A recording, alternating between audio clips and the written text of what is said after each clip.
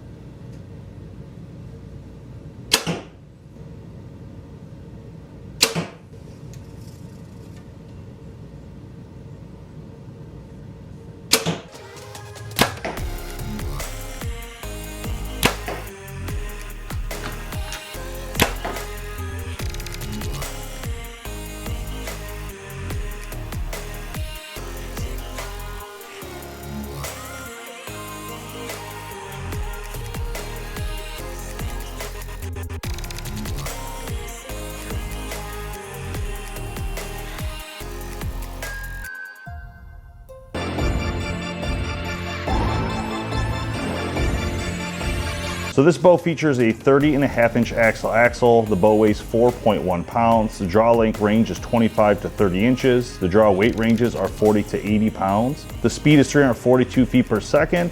Brace height is 6 1/8 inches, and it features the HBX Gen 4 cam. The RX-10 does come in 4 different models: the RX-10, the RX-10 Ultra, the RX-10 Ultra LD or long draw, and RX-10 SD or short draw. And this bow is an MSRP of $2149. All right, so let's talk about the tech of this bow. So this bow is going to feature the HBX Gen 4 cam.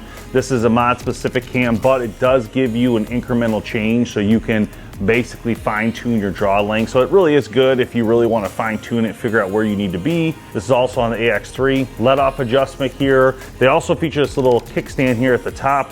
This is what they use when they want this to impact the ground or touch the ground when you set your bow down, instead of the cam touching the ground directly. So the XTS tuning system from Hoyt gives you the ability to tune your bow, fine-tune your paper tuning when you're shooting it. It's gonna let you to adjust your limbs basically to fix your tuning issues. Going down the bow, we have, of course, the carbon riser. This riser, again, a tried and true riser from Hoyt. We've seen this riser time and time again. It hasn't very much changed much over the years. I do have the RX-9 here. You can see that one as well. However, it is sleek, it does do the job, it feels good, it doesn't have much vibration, and you can see they built in these pieces here so you could set yourself up with some, you know, whether it's a back stabilizer system or a quiver. They do have some things you could use here to make that happen. They do, of course, have the front mini stabilizer on the front end and then another main stabilizer on the top. The Vital Point grip, but I just really like the way it feels. It's got a little bit of rubberized material to it. The cool Redwork logo on the inside looks sweet on this bow. Of course, they got the front Picatinny system here, or the side plate if you want to just put a regular on. They also do have the IMS system or the side plate if you want a regular rest. The roller guard on this bar does look a little bit different, I think, than the one from last year. I noticed a little bit of a difference there between the two. I'm not sure what exactly changed, but it does look slightly different to me on the back end of it. So again, here is the RX-9 Ultra, so a little bit different model, obviously longer axle, but overall you can see the same kind of geometry realistically of the risers. They look very similar. They even have the same cam, but the biggest change is going to be this tuning system we have on the RX-10. So adding in that tuning system is a very helpful feature for the archer.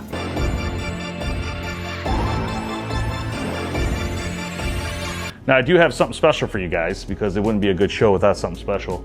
I do have an RX-5 here, which I thought was really cool to show next to the new RX-10 in this cool Georgia clay, by the way. So here's the RX-5. You can see it is dramatically different. This is more of a tube style.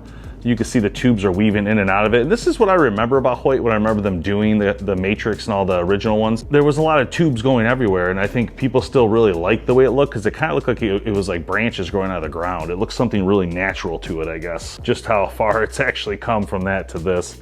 It's pretty amazing, really, when you think about it. But there you go. Just a quick comparison. I know it's not a huge deal, but it is cool to see kind of where it's come from and where it's gone, you know, when you think about it. And this is not even the original, but I thought it was cool that it had the HBX cam on it, and then we have the Gen 4 over here. It's pretty cool. So that's it, guys. What did you think of the Carbon RX-10? Is this a bow you would give a chance to? Is it too expensive for you? Do you think the price is okay at the $2149? Love to hear your comments below on where you think Hoyt is going with this new carbon bow. If it's something you really think is a really important piece of the industry, or something you really kind of avoid. And I only say that because, you know, we have to look at the overall picture here. We have aluminum, we have magnite / magnesium, and then we have carbon. So we have 3 different variations of material. And I know carbon is pretty popular, but it's pretty pricey. And I think that's where we have to make decisions, and people are deciding what they want to do.